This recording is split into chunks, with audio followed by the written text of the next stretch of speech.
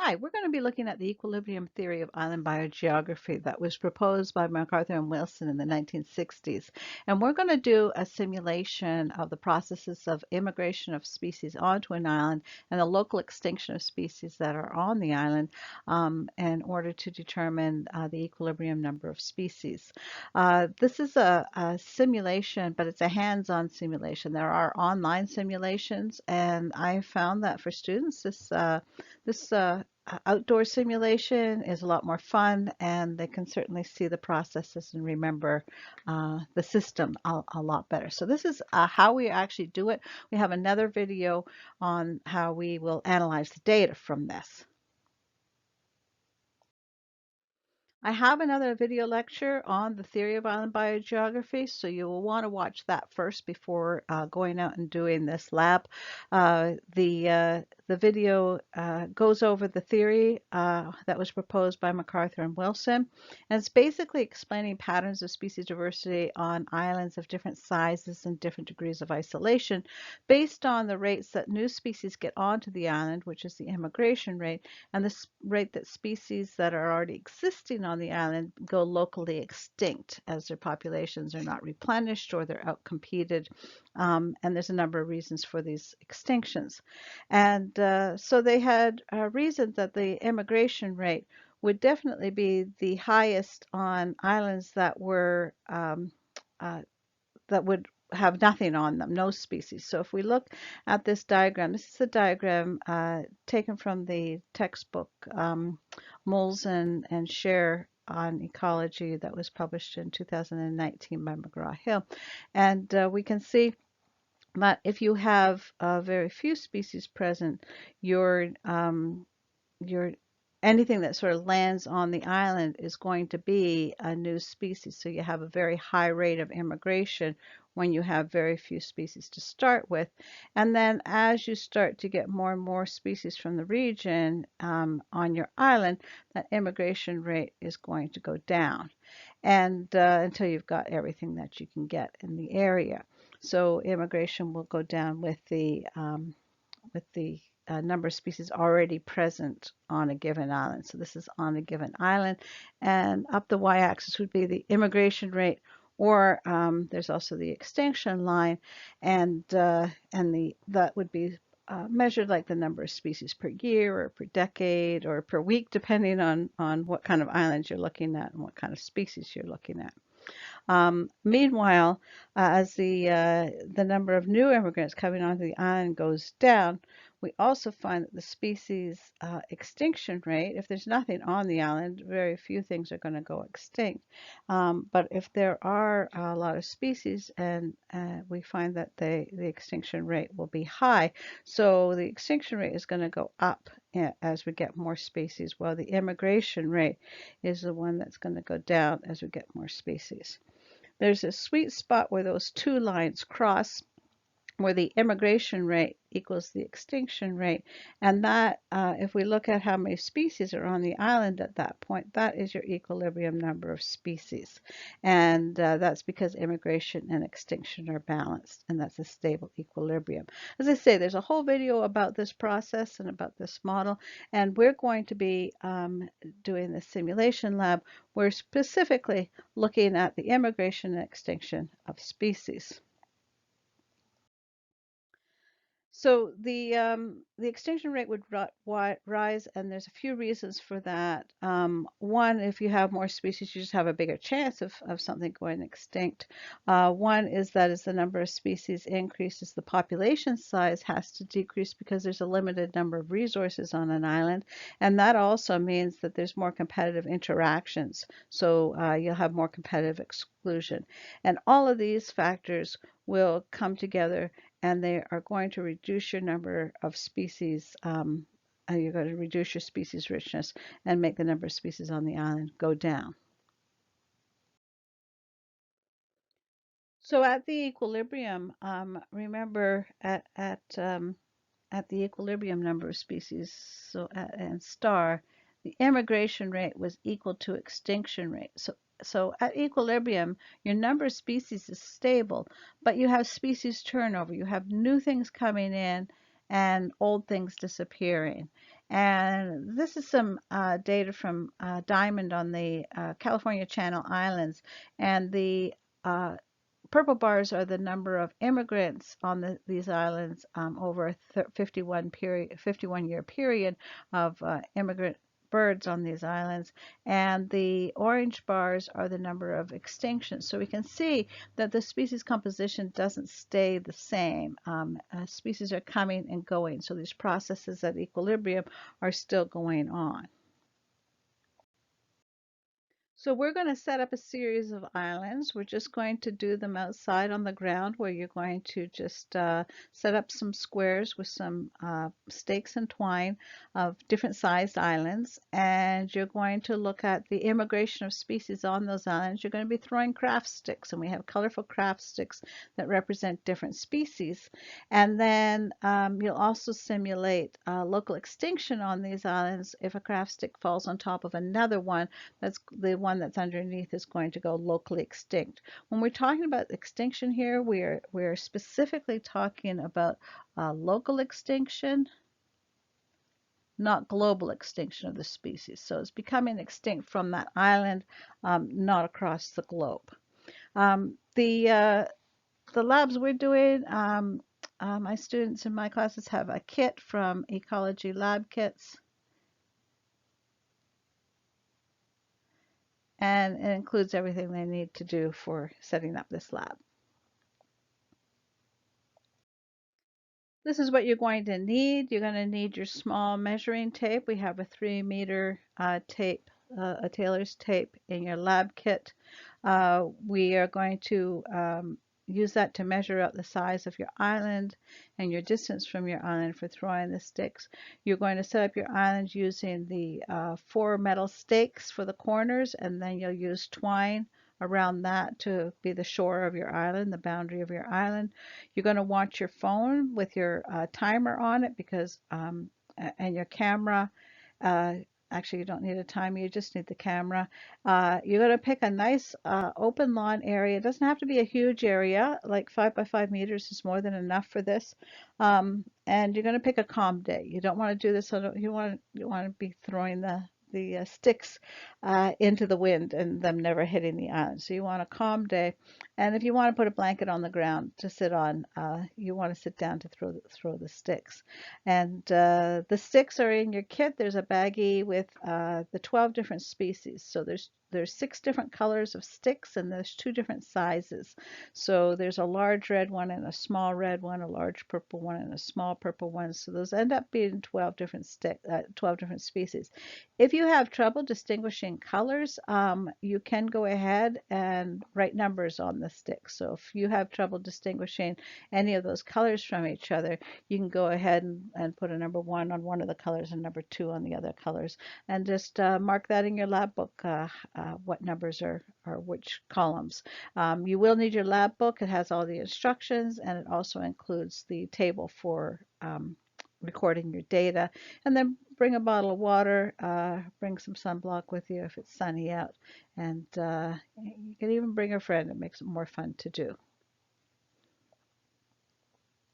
So you're going to pick an area in a lawn where you can sit on the ground and throw craft sticks at your island. You could also do this on a patio or inside if you just don't have good weather at all. And you could use masking tape or painter's tape to tape the area on the floor. So you're making a little square. And once you've got your plot set up, you're going to be taking pictures of them. The sizes of your plot, you're going to pick 3 different sizes of islands that you're going to do this on. And so a 10,000 square centimeter island is going to be 1 meter by 1 meter on each side. And so you can measure them out. And you can see here I've got 80 centimeters on my measuring tape here. And then you can see, if you look closely, there's my little metal stake for that corner sticking up from the measuring tape. So you can measure them out and adjust them until you get them just right. You're going to do each island separately. So you're going to set up the first one, and you can't put one island inside another island. So you can't put the 40 centimeter one inside the 90 centimeter by 90 centimeter one, because we have to remove species that are half on and off the islands, and you want the samples to be independent of each other. So you need to run them all independently. So write down your island sizes that you choose, and so choose 3 quite different size islands if you want, and put that on you've got a data sheet for each island. So put the island size on each data sheet. And then you're going to measure, if you've got an island setup, you're going to measure a spot that is 2 meters from the edge of the island. And so this will be 2 meters. And I marked it on the ground. I actually found like a little piece of metal that I stuck on the ground where my 2 meter mark is. And that's where you're going to sit to throw your species onto the island. So it's going to be 2 meters from shore. So measure that off and mark that so you know where that spot is. And so you will be sitting at that spot to throw your species. Your species are the craft sticks. You have 8 different sticks of each species. So you have 8 red long ones, 8 red short ones, 8 orange long ones, 8 orange short ones, etc.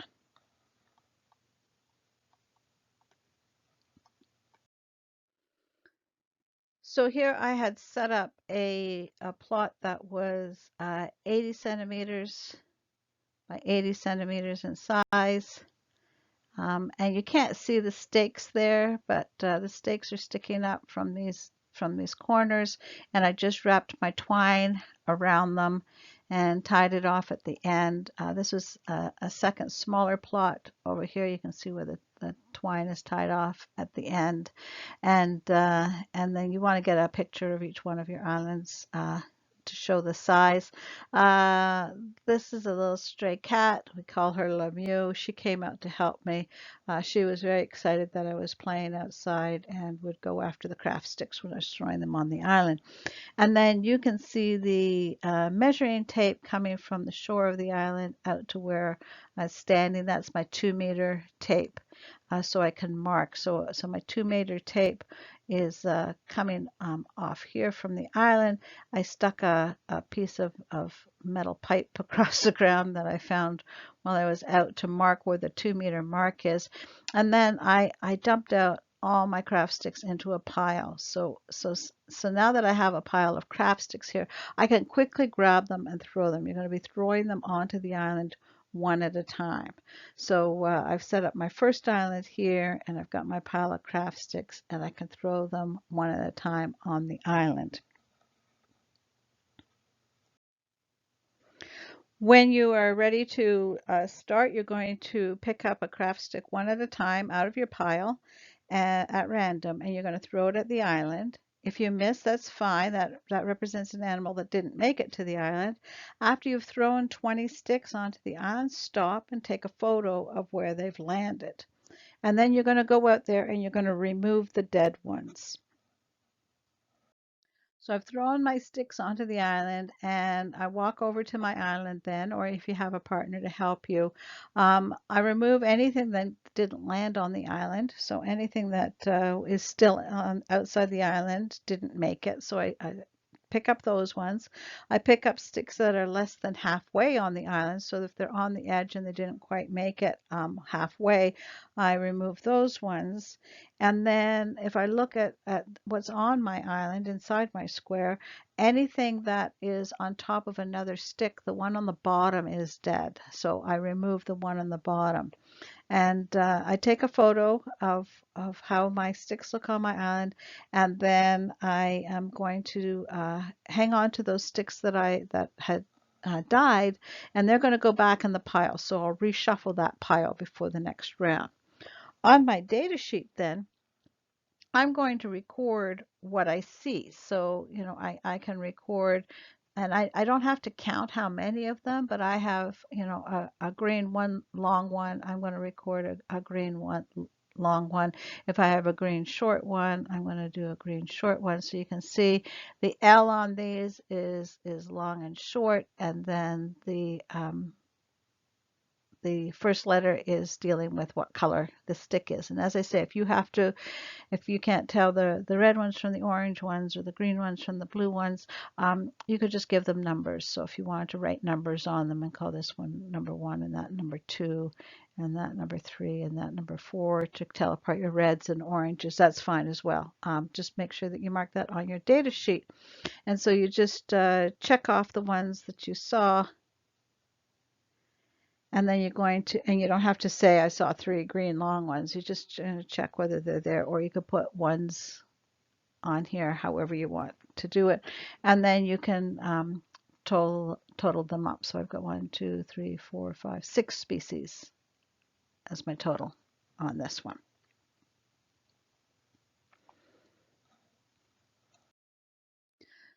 So this was my trial run, and so when I first threw the sticks, you can see where they fell on the left side, and then I removed the dead ones. So I removed this red one that did not get completely onto the island, so you can see it's missing over here. And I had what else didn't make it? All these guys down at the bottom didn't make it onto the island, so they were removed. But then you can see some spots like up here you have a red one that's underneath a yellow one, and so you can see I removed the red one from underneath the yellow one at that spot. So if we look around here, we can see other spots. There's a couple under, there's a dark blue one, a short blue one on top of a long blue one, and then there's a under a long blue one, and then there's a red one on top of that. Well, when I sorted that all out, all I was left with was the red one there. So this guy here, I figured he was halfway on the island and I let him stay. And this one was halfway on the island and I let him stay. So you can see what was left afterwards. And then all these ones that I picked up and I took away, they go back into the pile. They shuffle the pile, and then they can be in the 20 that I throw the next time. So when you take a look at what's left on your island, you're going to record it in your data sheet, so you can look across the data sheet, and it's good to have a second person helping you. And so I can read across here, and yeah, I still have a red long one. I still have an orange long one. I have a yellow long one now. Do I have any green long ones? Yes, there's one down in the corner. Do I have a blue long one? So you can go across here and you can see what you are left with. So I've got some new things. I might have some things that have disappeared that I had before that are no longer there on my island. And looks like I'm just going across here. And maybe I don't have oh, I do have a green short one, and I have a blue short one and a purple short one. So in this case, I have a total of 12, whereas time before I might have had 4. 1, 2, 3, 4, 5, 6, 7. And so you're just going to then take off the ones that were taken away, so the dead ones, and you're going to take them back to your pile, reshuffle, and then do another round. You're going to throw 20 onto your island and see what you are left with. So you're going to do 15 rounds. Each round, you're going to leave the sticks you have left on the island. You return the dead sticks to your throwing pile. You're going to shuffle the throwing pile between rounds. And then when you throw the sticks, don't throw a handful. Throw them one at a time so they can randomly land on different areas of the island. So you're going to repeat this for 15 years. And after your final 15 year, take another photo at the end, and that way you can see the size, put your tape measure there so you see the size of the island and how many species were left on your island. Then when it's time to start a new island, remove all the sticks from the old island, mix them into the pile, set up your dimensions for your next second island, and then do the same thing when you get to your third island. So you're doing 3 islands in total. You have 3 data sheets in your lab book. So The process: set up island 1, 15 rounds of data, take a photo, return all the sticks. Number 2, set up the island 2, 15 rounds of data, take a photo, return all the sticks. Then you're on your third island, do your 15 rounds, collect the data, take a photo at the end, clean up everything, and you're going to enter your data. Your data submission, you're going to find a form online called the Island Biogeography Simulation Data entry form. And so you're going to submit 3 forms. You're going to do it for each island separately. It'll ask you the island size, your name, and then there is a table to check off what you're found in each run. You're also going to take the last 5 runs and you're going to average how many species you had in total. Not the number of sticks, but the number of species, the number of checks you had across there in total for the last 5. And that should give you an estimate of what your equilibrium number of species is. And then you're also going to update your lab blog, and then there'll be an assignment online when you've done that to let me know what you have updated and what you found. So don't forget to watch the lecture on island biogeography, and the next video will explain how you're going to analyze the data. So have some fun and go and colonize an island.